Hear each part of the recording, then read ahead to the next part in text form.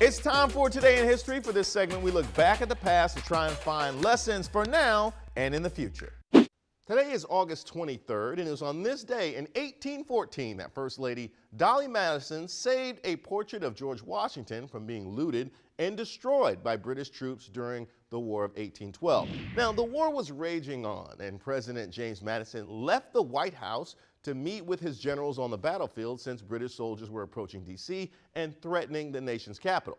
Now, James asked Dolley to gather important state papers and be prepared to abandon the White House at any moment should the British approach. Sure enough, on August 23rd, Dolley Madison saw British soldiers in the distance approaching the White House. She abandoned her and her husband's personal belongings and saved the famous full-length portrait of George Washington from being desecrated by the troops. Now, Dolley was unaware that the portrait was a replica of the original painting by Gilbert Stuart, but it is still heroic even if the painting she saved is worth less money.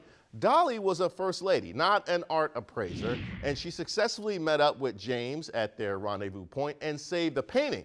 But the British soldiers dined at the White House using presidential silverware and china before eventually burning it down. I'm telling you, they made January 6th look like a Cub Scout rally. Actually, like a dust-up.